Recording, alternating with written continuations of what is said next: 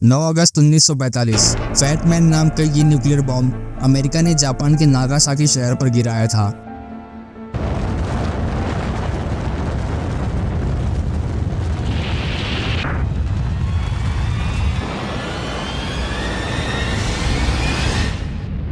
नतीजे के तौर पर 40,000 लोग एक चुटकी में मारे गए और बाकी के 1 लाख लोग इस बॉम्ब के रेडिएशन से मारे गए। पर सवाल उठता है कि क्या हुआ था उस दिन और इस बॉम्ब में ऐसा क्या ही खास है जिसने इतनी तबाही मचा दी है। आइए जानते हैं इस वीडियो में।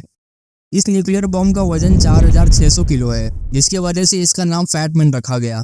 इस बॉम्ब के एक्सप्लोजन पर 88 टेरा जूल्स ऑफ एनर्जी रिलीज हुई थी। ये एनर्जी उतनी ही है जितनी कि 21,000 टन TNT में होती है, या फिर कहने को इतनी एनर्जी 100 करोड़ न्यूक्लियर बॉम्ब्स में होती है।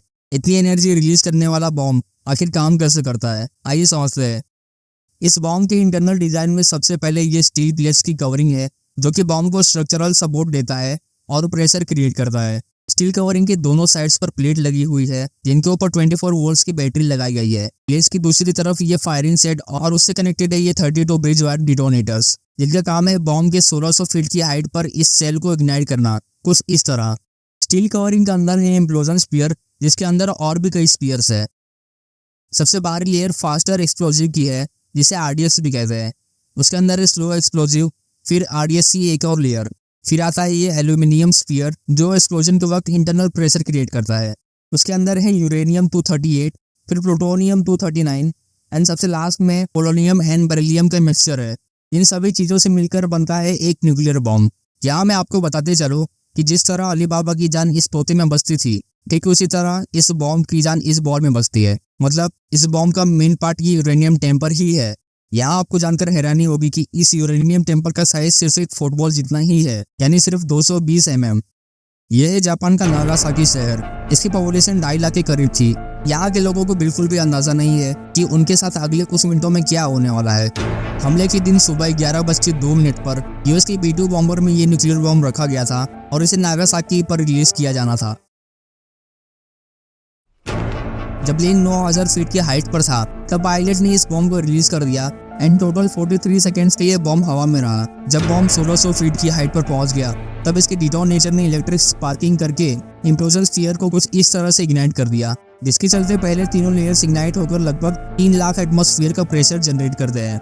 यहाँ आपको बताते चलो कि 3 लाख एटमॉस्फेयर का प्रेशर उतना ही है जितना 500 हाथियों का वजन होता है। इतना प्रेशर रीच होते ही प्लूटोनियम स्फीयर का साइज 2.5 गुना तक छोटा हो जाता है और वो सुपर क्रिटिकल स्टेट में चला जाता है। इतने हाई प्रेशर से पोलोनियम एटम से न्यूट्रॉन सेपरेट हो जाते हैं और वो प्लूटोनियम 239 के एटम से टकराकर उसे 2 पार्ट्स में बना देते हैं, और इसी रिएक्शन को कहते हैं न्यूक्लियर फिजन रिएक्शन। फर्दर ये न्यूट्रॉन्स यूरेनियम के एटम से रिएक्ट करके और ज़्यादा एनर्जी प्रोड्यूस करते हैं। इस टोटल एक्सप्लोजन में 30% एनर्जी यूरेनियम से प्रोड्यूस होती है और 70% प्लूटोनियम से प्रोड्यूस होती है। यहाँ आपको मैं बताते चलो ये सारे प्रोसेस कुछ मिली सेकेंड्स में ही कंप्लीट हो गए। धमाका होते ही लोगों को आसमान में एक तेज रोशनी के साथ एक फायर बॉल दिखाई पड़ती है। इस धमाके में 2 किलोमीटर का फायर बॉल बनता है, जिसके अंदर आने वाले लोग इंस्टेंटली वेपराइज हो जाते हैं। इसका शॉक वेव 100 किलोमीटर दूर तक महसूस हुआ था। इस धमाके में टोटल 1,60,000 लोग मारे जाते हैं, जिसके चलते 15 अगस्त 1945 को जापान ने अमेरिका के सामने सरेंडर कर दिया और यहाँ होता है वर्ल्ड वॉर 2 का दी एंड। 3D एनिमेशन से चीज़ों को समझना आसान है ना। अगर ये वीडियो आपको अच्छा लगा हो तो सब्सक्राइब करें। मिलते हैं आपसे नेक्स्ट वीडियो में। जय हिंद।